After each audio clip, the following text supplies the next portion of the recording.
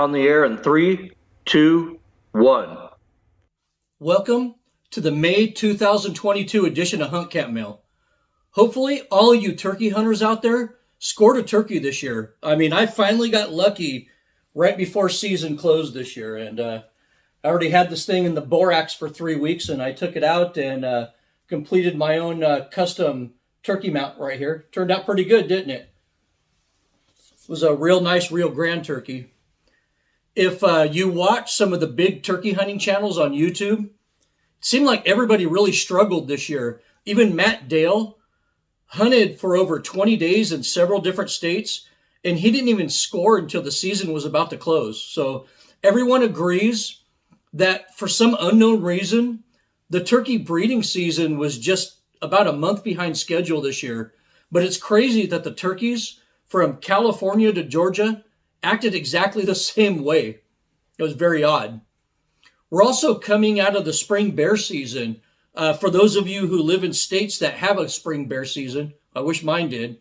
I'm seeing some really nice fur this year, a lot of cinnamon bears. And I wanted to do a spring Montana hunt, but the stars just didn't align for me, and I ended up in Alaska instead.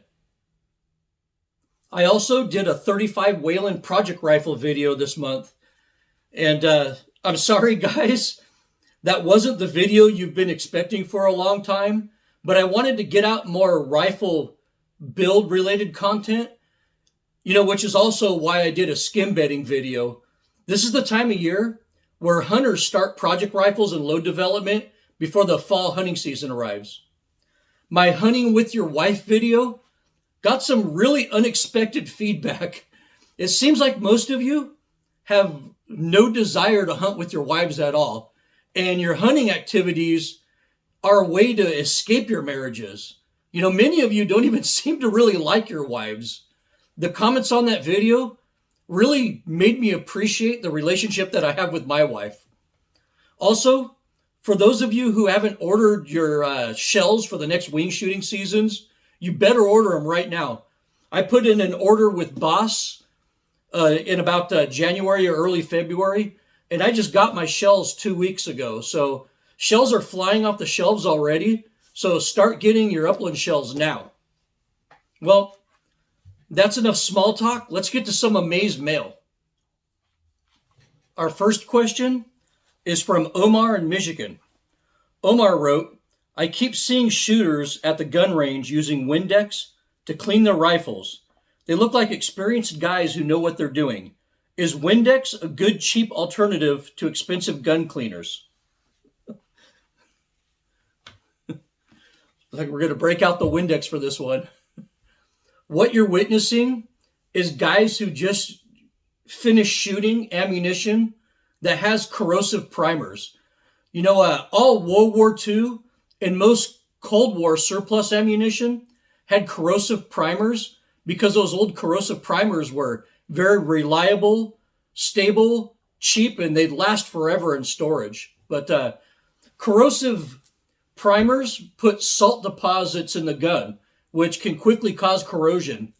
Windex is a mixture of basically ammonia and water, and the water takes care of the potassium chlorate salts, and the ammonia evaporates the solution before the water itself starts the oxidation process in your barrel. Most guys who are serious about shooting vintage rifles with surplus ammo have a routine for removing the salts quickly after their range session. And after that, they'll give a light coat of oil down the barrel, but that's what the Windex is basically used for. And our next question is from Jeff.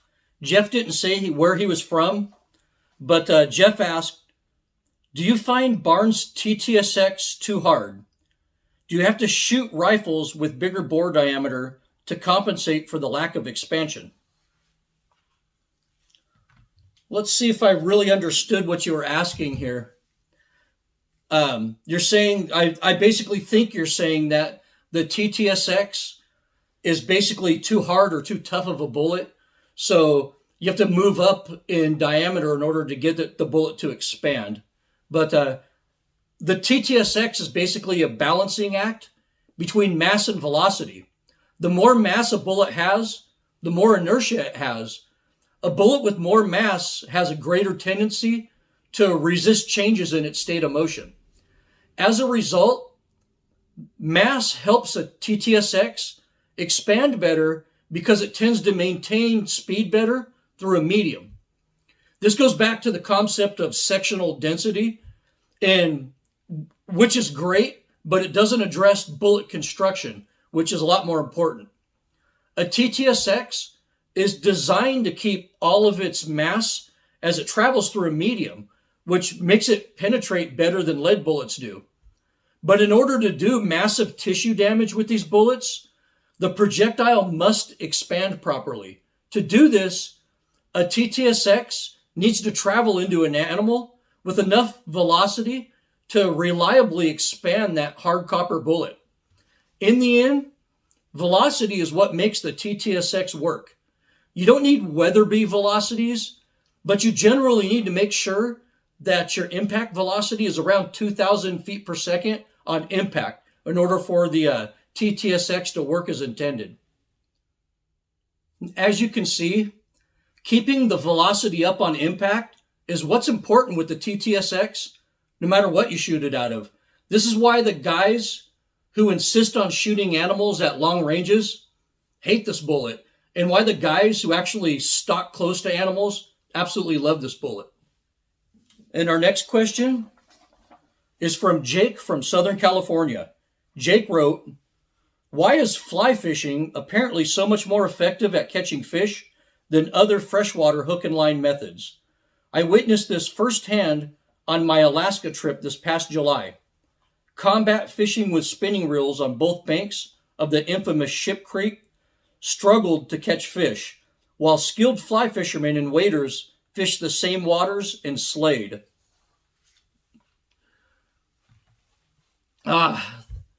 That nasty, muddy, foul-smelling Ship Creek. My brother-in-law actually lives 15 minutes from that creek, so we go there all the time. But as a matter of fact, I was in Alaska looking down at Ship Creek 2 weeks ago. But to your question, I do about every kind of fishing you can think of, and each type of fishing could be more effective than others, depending on the species and circumstances. An experienced fly angler will definitely outperform bait or lure fishermen if you're going for something like wild trout. But a guy using power bait or salmon eggs will dominate when it comes to catching stock trout. Bait and lures will also catch 20 times more fish in saltwater than a fly will. But an experienced fly angler is usually more in tune with the fish than your average bait chucker is. A fly angler will go through his entire fly box trying to key in on what the fish want, versus your average Joe at Ship Creek soaking roe sacks all day just hoping for the best. More than likely, this is what you're witnessing. As much as I love fly fishing, I also love working jigs, trolling, and just soaking cut bait for channel catfish while I pound beers in my chair, talking shit to my buddies. I love all fishing and try to take advantage of just about any fishing opportunity that I can.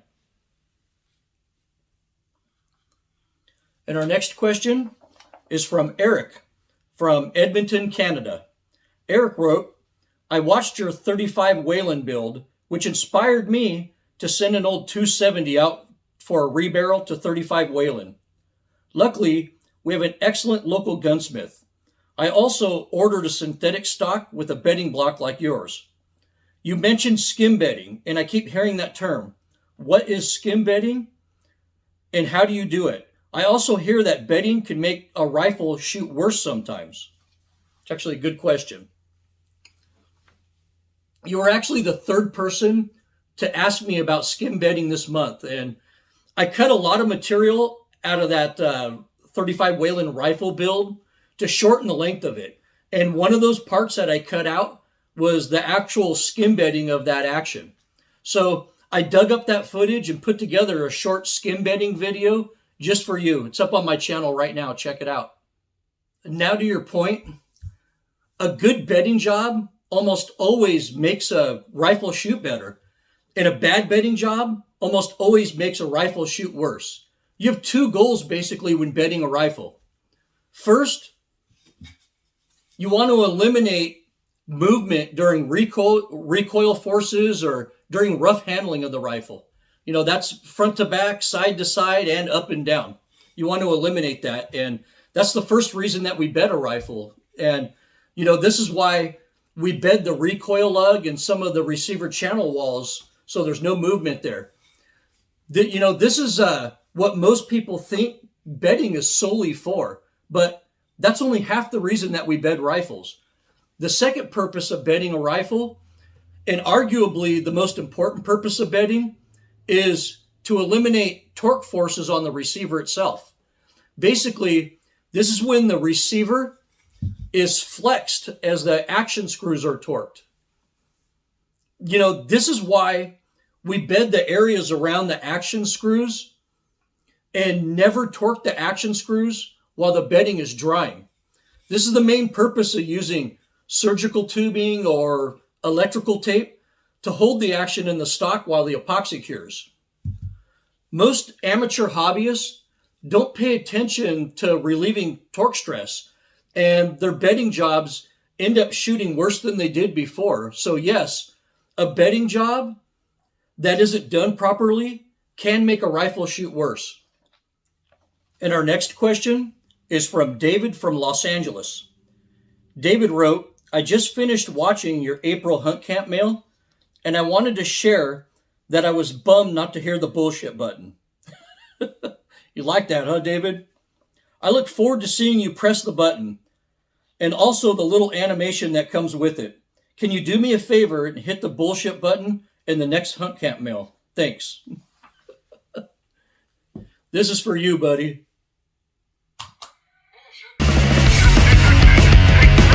Bullshit! Bullshit! Bullshit!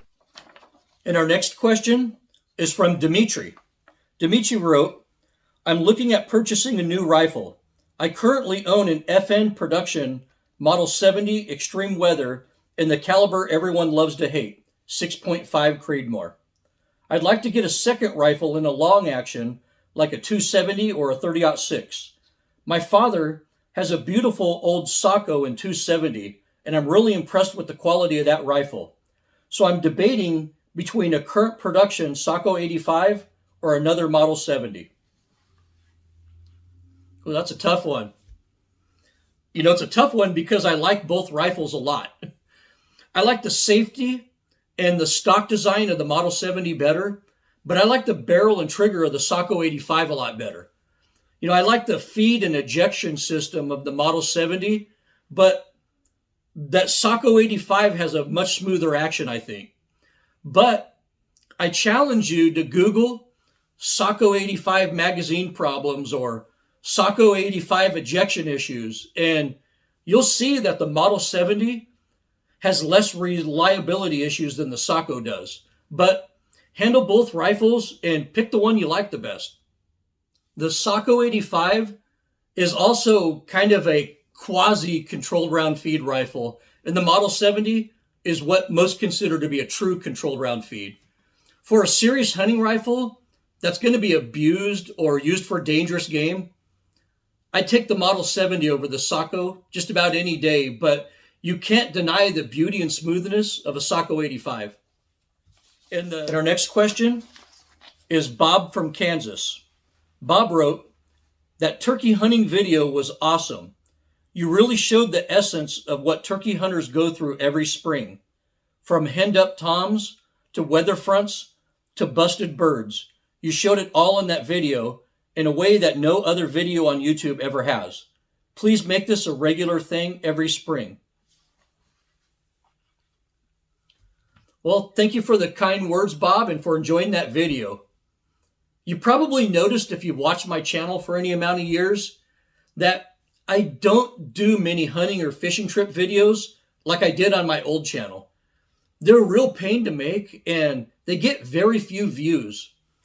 If you post a video of an elk hunt, you'll spend countless hours making that video and editing that video and really only get a few views.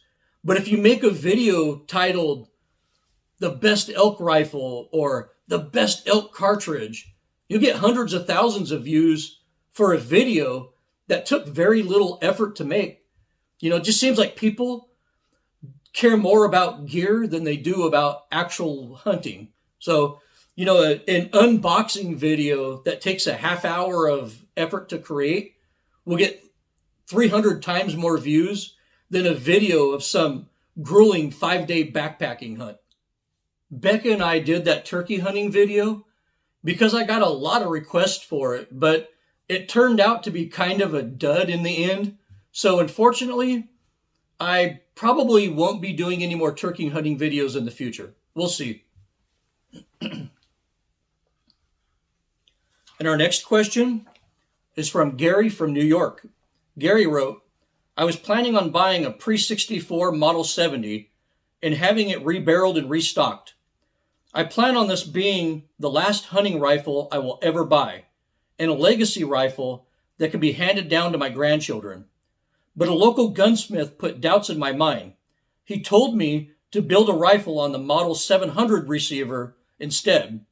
He insisted that Remington 700 receivers are much stronger than the cast Model 70 receiver. Oh boy.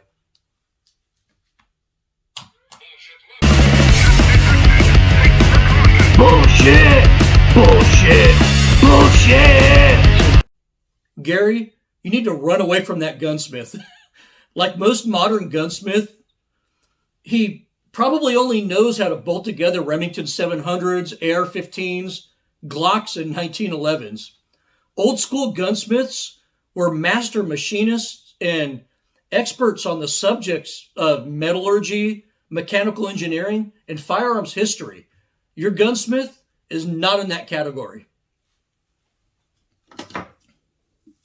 Stuart Otteson is known as the foremost expert on bolt-action rifle engineering. In his book, The Bolt Action, this book is recognized by experts as pretty much being the definitive body of work regarding bolt-action rifle design. Among most enthusiasts, this is like the bolt-action Bible. And if you look at page 99 in his book, Mr. Otteson states, one occasionally reads how side rail receivers lack the rigidity of cylindrical types. This conclusion is usually supported by comparing the Remington 700 to the Mauser M98. Yet, the Model 70 proves that the side rail type can also be made extremely stiff. As the accompanying drawings show, its deep girder-like midsection makes it one of the most rigid bolt-action receivers ever designed. And also, Harold Vaughn, another respected gun expert and scientist who worked with nuclear missiles and artillery for the government, stated that the Model 70 receiver is 3 times stronger than the Remington 700 receiver. So does your gunsmith know more than Stuart Otteson or Harold Vaughn? I highly doubt it. He's just flat out wrong. If your smith would have said that the 700 handles gas better than a pre-64 Model 70, I'd agree with him. But he stated that the 700 receiver is stronger than a pre-64 Model 70, which is 100% incorrect. He's also ignorant enough to think that the Model 70 has a cast receiver, but every single pre-64 Model 70 receiver that's ever been made has been machined from a solid block of steel. Please don't let that gunsmith build a rifle for you. Just buy a pre-64 Model 70 in good condition and have a custom hunting rifle built from it. That rifle will be an absolute treasure handed down through generations.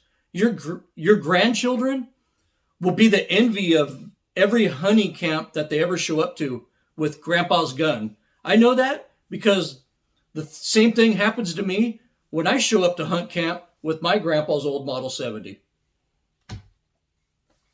And our next question is from Johnny from Australia.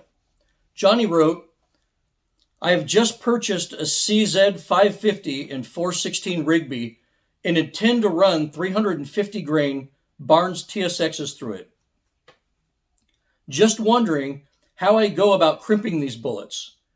I am aware that the TSXs don't have crimp grooves and that they are relief grooves. Just wondering what your experience has been crimping these bullets. Cheers and kind regards from Australia.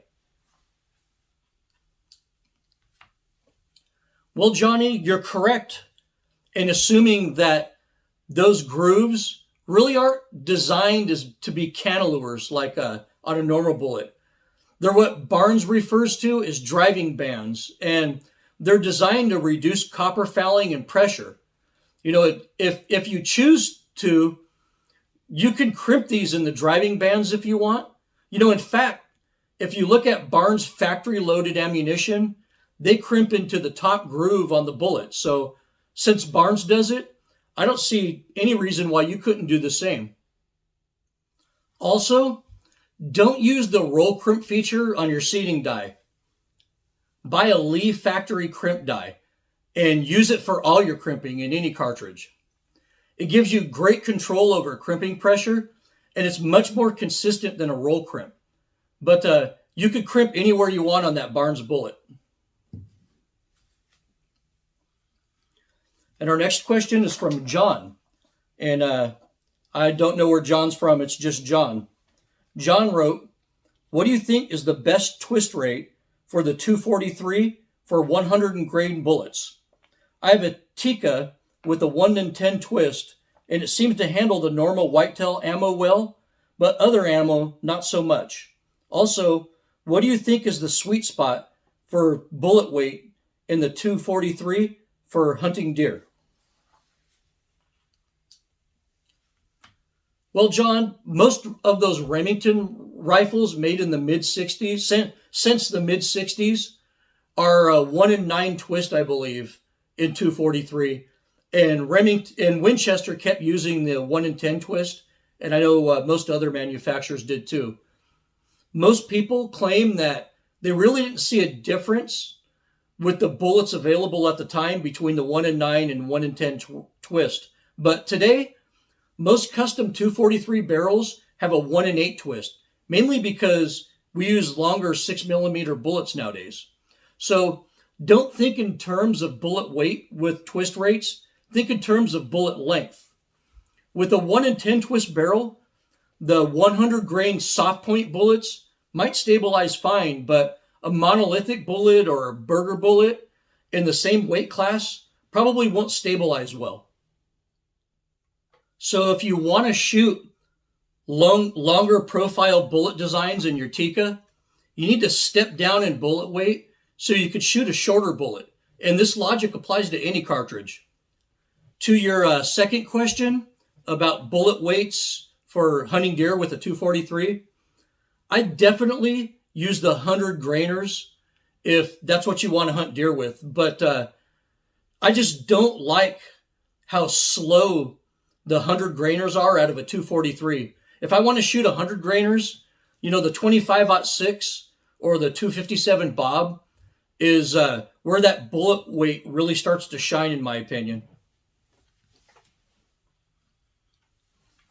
And our next question is from Scott. And once again, Scott didn't say where he was from.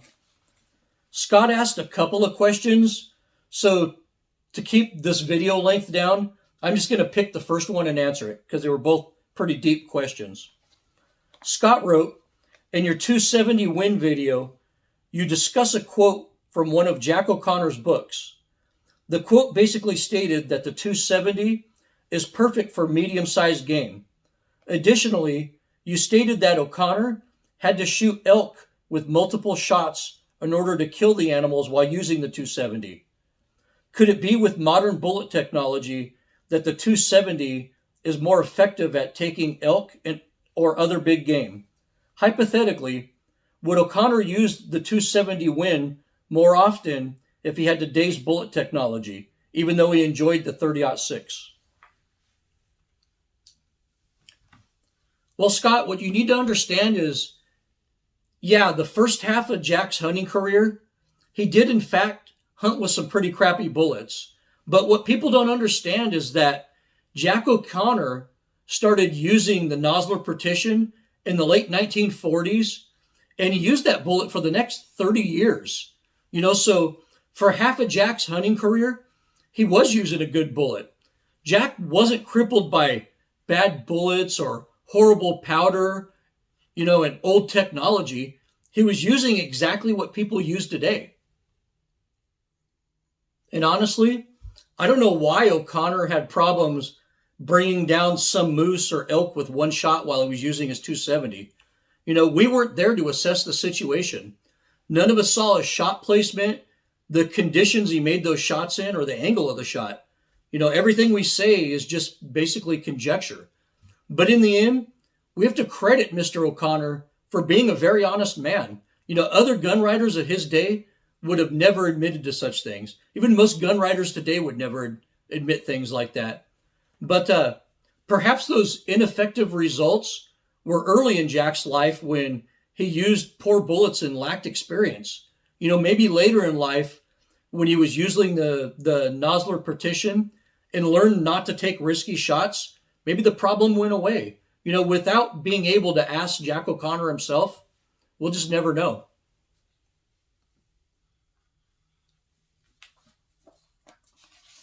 And our next question is from Dutch from Winchester, Virginia.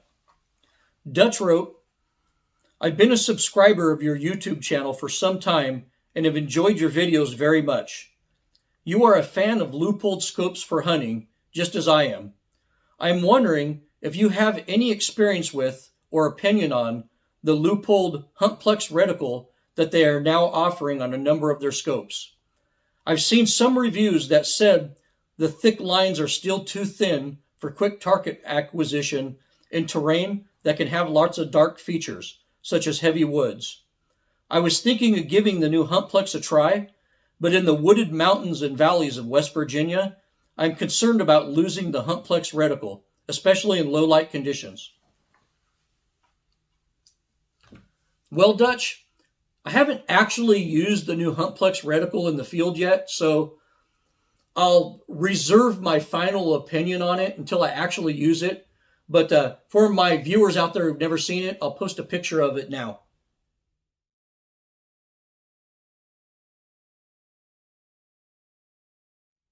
But based on that picture of that reticle alone, I'm not really sure I like that design. I mean, honestly, I don't know what Leupold's reasoning behind this reticle is.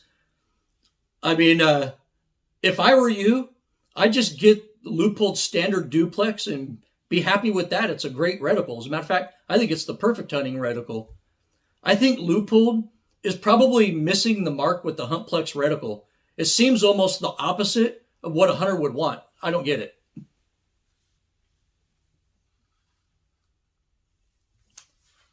And our next question is from Theo from Riverside, California.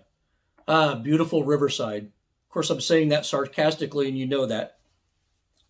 Theo wrote, I just watched your skim bedding video, and it was a great help. Since no local gunsmiths want to bed hunting rifles anymore, I'm almost forced to learn myself. I notice that you put bedding a short distance in front of the recoil lug. It seems like half the gunsmiths extend the bedding past the recoil lug for an inch or two, and the other half don't bed in front of the lug at all. What is your reasoning? It's actually a fantastic question, Theo. I bed both ways depending on how the rifle is going to be used. Just be mindful that both methods of bedding are equally accurate. There's really no accuracy advantage between the two. The pros of bedding forward of the recoil lug is that it takes some of the stress off the action when the rifle's getting banged around a lot, and handled by the barrel. And it also, bedding part of the barrel shank right there also helps maintain perfect zero when the action is, removed and put back in the stock constantly when you clean out dirt, mud, or dry leaves that accumulate under the barrel, while you're out hunting. So hunters tend to remove the actions from their stocks a lot more than target shooters do. It's for this reason that I bed all of my hunting rifles past the recoil lug for an inch or two. Hunting rifles are handled by the barrel a lot, and hunting rifles are thrown into scabbards, leaned against objects, tightened on the packs, used to crawl, and generally manhandled. So I almost always bed hunting rifles past the recoil lug. Just make sure that your bedding stops before that barrel really starts to taper down. I was also taught that when you bed Ruger M77s, you should always bed well forward of the recoil lug on those too, because of the angled action screw seems to put a lot of force down in front of that recoil lug. But for target or competition rifles though, I never bed forward of the recoil lug. The advantages of not bedding forward of the recoil lug are that you can change barrels out on your action without messing with your bedding.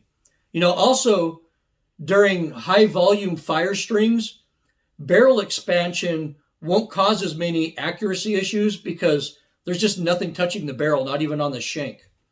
Target and competition rifles shoot a lot of ammo and go through regular barrel changes. So bedding past the recoil lug makes absolutely no sense on target rifles.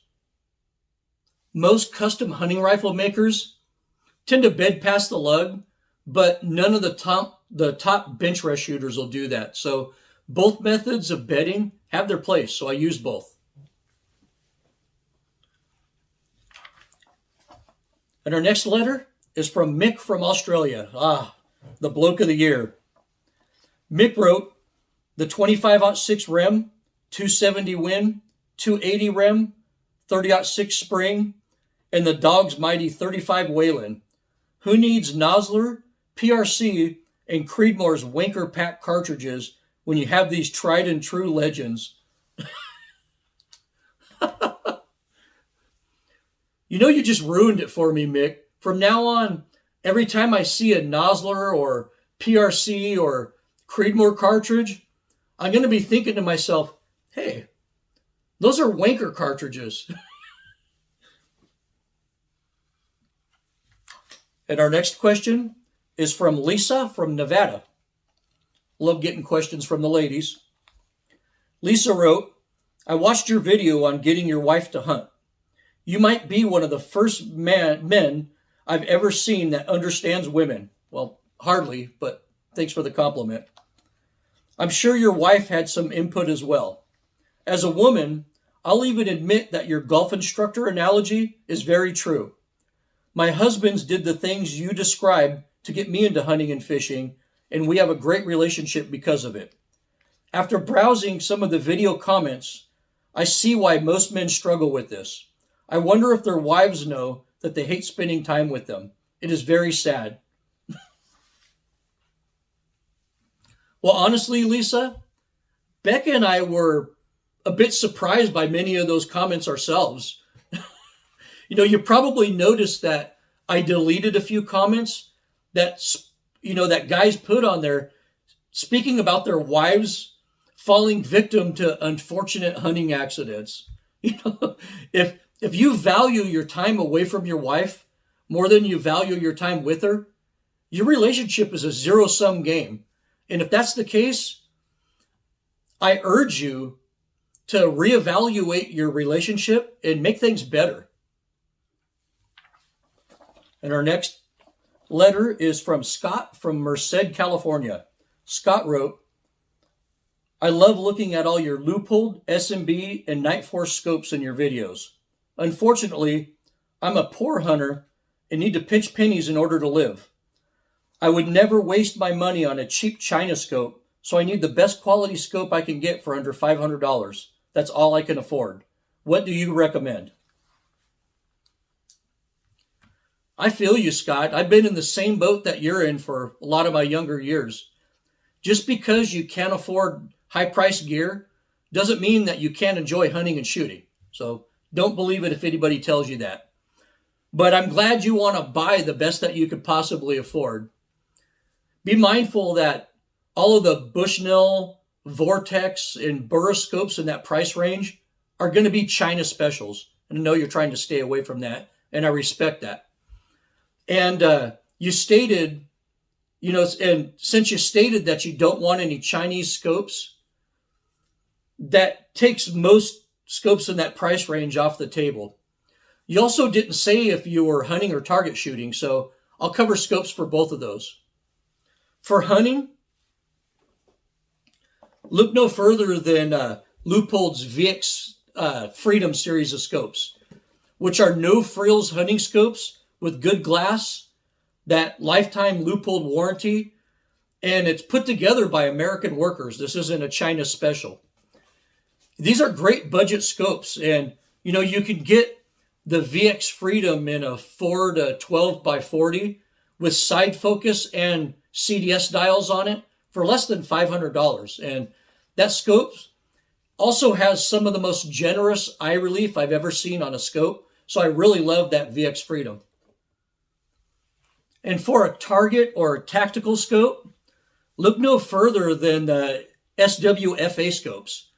The SWFA Super Sniper scopes are made in Japan at the same factory that's currently making a lot of the Night Force stuff. They have decent glass, are ultra reliable, and these are one of the toughest scopes you'll ever own. I use these things on Springer air rifles, and they're pretty much the only scopes that survived that abuse for years. So I highly recommend them. And our next question is from Christian from Germany. Christian wrote, I always thought it odd how the recoil numbers on your cartridge comparisons don't match other gun experts' recoil numbers. When velocity, rifle weight, and bullet weight are the same, shouldn't everybody's recoil numbers match? I really can't vouch for anybody else's recoil calculations, but I know that mine are right. I know my exact rifle weight. I have very precise velocities taking off my lab radar, and I have my exact powder charge weights. And that's how we estimate recoil without expensive and complicated lab equipment. The problem with most of the gun experts out there is they don't use a calculation that considers powder charge weight when they calculate recoil. And when they fail to do this, they're providing you with inaccurate numbers. So for example, let's take two 9-pound rifles that are the exact same build. I mean, exact same barrel, everything. But one of them is chambered in 300 Win Mag, and the other one is chambered in 300 Winchester Short Magnum. Both guns are shooting the exact same 180 grain bullet at exactly 3,000 feet per second. And let's use the same powder too. Let's hypothetically say it's Reloader 17. The so-called experts out there are going to tell you that both of these guns have the exact same recoil because they're shooting the same bullet at the same velocity. But that isn't true. Powder charge has a lot to do with recoil. In the example I just gave you, the 300 Win Mag uses 10% more Reloader 17 to get the same velocity as the 300 Winchester Short Magnum. So in this example, the 300 Win Mag would have 26 foot-pounds of recoil energy, and the 300 Winchester Short Magnum would have less than 24 foot-pounds of recoil energy. So all things being equal, the load that has the smallest powder charge to achieve a given velocity, it's going to have the less recoil. This really rears its ugly head when you're picking powders for large capacity big bore cartridges, but it's also noticeable across most cartridges. In a more recent example of this gun rider debauchery, as an example, let's take the new military 6.8 by 51 cartridge that achieves 80,000 PSI. All the gun experts are pronouncing that it'll have less recoil than the 7.62 by 51 M80 ammo currently being used by the military. But in reality, we don't know how much powder they're compressing into that little 6.8 by 51 case to achieve 80,000 PSI. In all likelihood, that 277 Fury is probably going to have more recoil than the 308. So until you know that powder charge, you can't calculate the recoil. So hopefully this answers your question as to why my recoil numbers are different than a lot of other people's recoil numbers.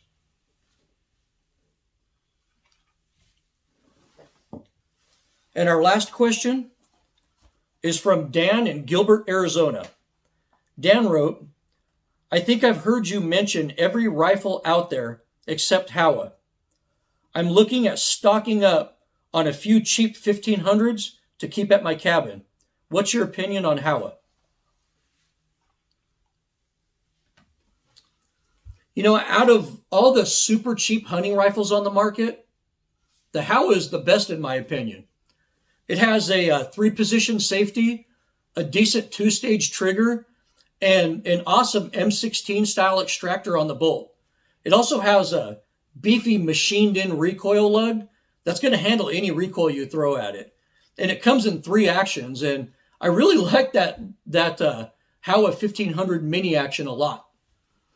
Those rifles are also made in Japan on the same production line that makes Weatherby rifles, so you're always going to get decent quality with those. Howa rifles are more reliable and accurate than anything in that basic price range, I think. You know, I've seen them at Sportsman's Warehouse here for like $500, sometimes way less than $500. But Howa is starting to flood the market with some really expensive versions of the 1500s, often costing more than a Browning X-Bolt or a Winchester Model 70. And I don't think those higher priced versions of the Howa are worth it. So there is a point of diminishing returns with the Howa line. But for your intended use of stocking up a cabin with some inexpensive rifles, the Howa is the perfect choice in my opinion. I have a lot of respect for Howa as a budget rifle. Well, that wraps up May's edition of Hunt Camp Mail. I also want to thank Tom in Michigan, John and Josh for your kind words and well wishes. Here's some memes for the month of May.